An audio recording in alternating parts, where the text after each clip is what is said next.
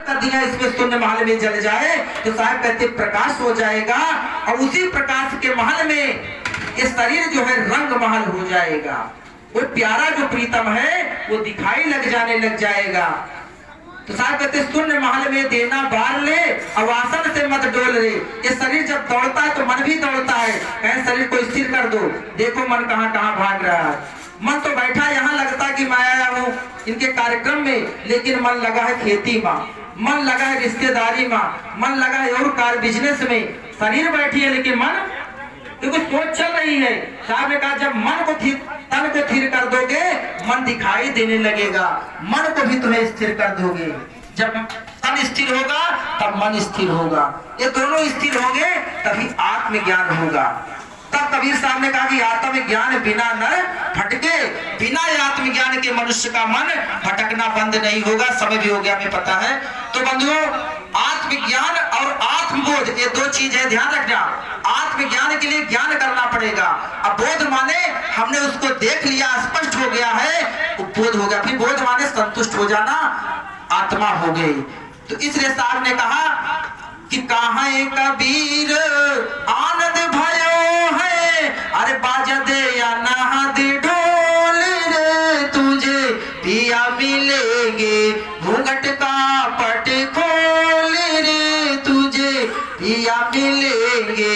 लेकिन ये जो आनंद की बात कर रहे हैं कबीर साहब, कहाँ कबीर आनंद भयो है। एक बाजा बंधु ऐसा बजता है जो बिना दो ताली का बाजा तो आपने देखा है। क्या एक ताली से बाजा बज सकता है? एक ताली का हाथ बज सकता है? नहीं बज सकता। आपने एक ताली का हाथ नहीं देखा बजते। लेकिन हमारे साहब एक ताली की बात करें, एक ताली से बाजा बजता है। जहां ना कोई बजाने वाला है ना कोई नाचने वाला है, वो प्रकृति का बाजा लगातार तम बज रहा है। थोड़ा एक मिनट के समय लेगा तो साहब कहते हैं बस देता अभी मिनट लिए ऊपर। तो बंधुओं एक बार एक राजा सम्राट थे, उनके अनुकूल बजाने वाला मिल जाए तो रात भर सुना करते थे। तो पता लगा उनका मंत्री था। हाँ, तो मंत्री ने राजा से कहा राजा साहब एक ऐसा गांव में बाजा बजाने वाला आया है, ऐसा बाजा संसार में कोई नहीं मैंने सुना है जो बजाता है।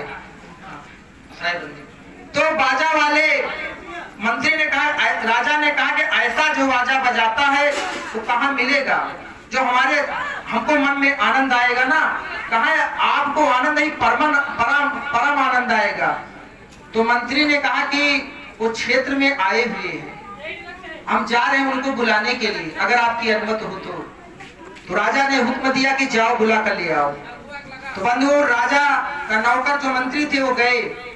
तो मंत्री जो है बाजा वाले जो नृत्यकार थे उनसे पूछा, प्रभु हमारे राजन ने आपको दरबार में बुलाया है, अब आप चले कृपा थोड़ा सा आनंद दीजिए, आपको सरकार ने याद किया है।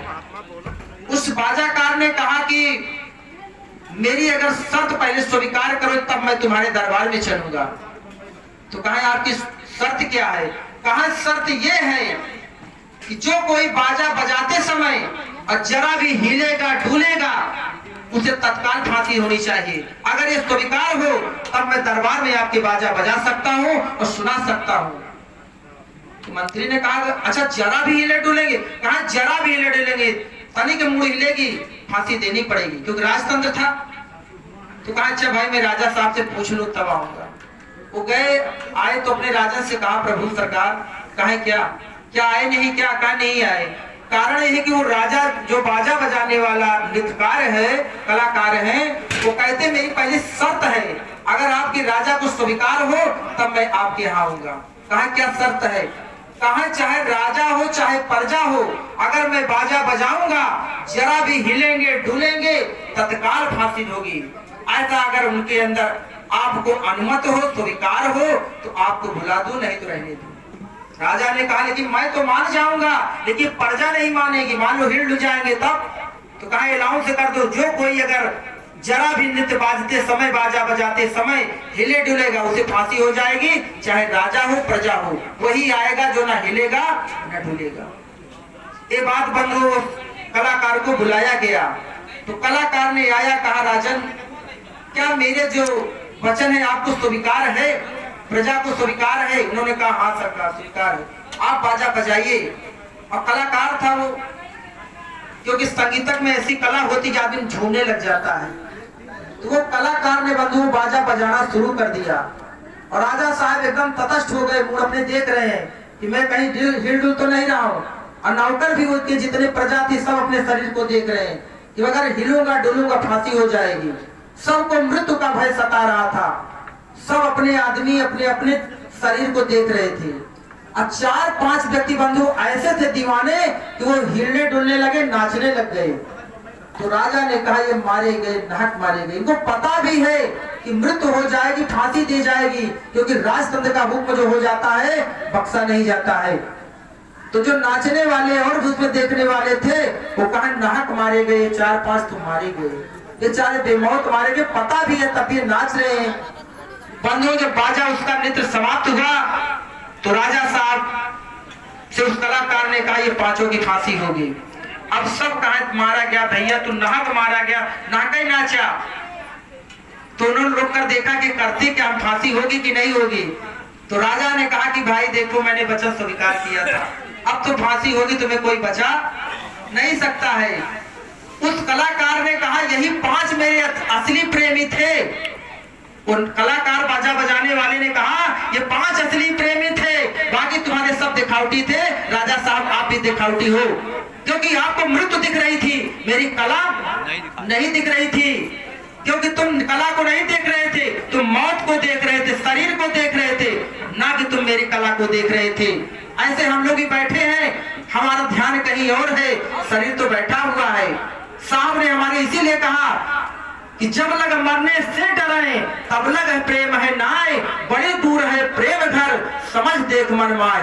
कबीर साहब कहते मेरा जो प्रेम भक्ति का है वही को भक्ति स्वीकार हो सकती है जो मिटने को भी तैयार हो जाए, मौत भी कड़ी हो प्रेमी को परवाह न हो। ऐसा प्रेमी मुझे चाहिए, वही मेरी भक्ति में चल सकता है। और बाकी जो डरपोक है, मौत से घबराते हैं, वो काहे हैं छोड़ दे अलग हो जाए। साहब ने कहा आना कबीर पंथ में खाला का घर नहीं, आता है कोई सूरवीर जिसे दुनिया का डर, क्योंकि वो बोझ करके आता है। इसलिए साहब ने कहा कहाँ है कबीर आनंद भयो है, अरे बाजा दे या नाहद ढोल रे, तुझे पिया मिलेंगे घूंघट का पटी खोल रे, तुझे पिया मिलेंगे। वो बाजा बंधु जो बज रहा है प्रकृति के पार का ऐसा आनंद बाजा है जो मिट करके ही मिलेगा। और ये अहंकार है जो मिटना नहीं चाहता, जीव के अंदर अहंकार है। सामने कहा प्रेम न बाड़ी उपजे प्रेम न हाट बिकाए, और राजा प्रजा जे रुचे शीश दे ले जाए। शीश चढ़ाना पड़ेगा उस प्रेम के लिए, बाजा के लिए, तभी मिट मिलेगा आनंद, नहीं मिलेगा। परमानंद तभी मिलेगा जहां न कहीं कम ही नहीं होता।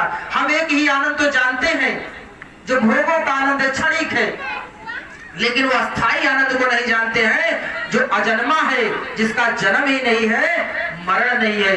उसी को आनंद कहा गया है, परमानंद कहा, उसी को आत्मा भी कहा गया। आत्मा है जो आनंद है, क्योंकि प्रेम जहां रहेगा वहां आनंद रहेगा। ध्यान रखना इस सूत्र को, प्रेम और आनंद साथ साथ चलेंगे, दुख और बंधन साथ साथ चलेंगे। जहां तुम्हें दुख होगा वहां बंधन जरूर होगा, जहां प्रेम होगा वहां आनंद होगा, वही आत्मा होगी, बाकी नहीं होगी। कबीर का जो ज्ञान है वो प्रेम मार्गी है। महात्मा बुद्ध का मार्ग मौन मार्ग है, मौन में कुछ चीज मिलता है। धर्मदास जी का जो पथ था वो प्रतीक्षा का मार्ग है। हमारे संत गाते हैं सतगुरु आवा हमारे देश जो हो तुम्हारी बात करी, क्योंकि प्रतीक्षा में कुछ मिलता है। स्त्री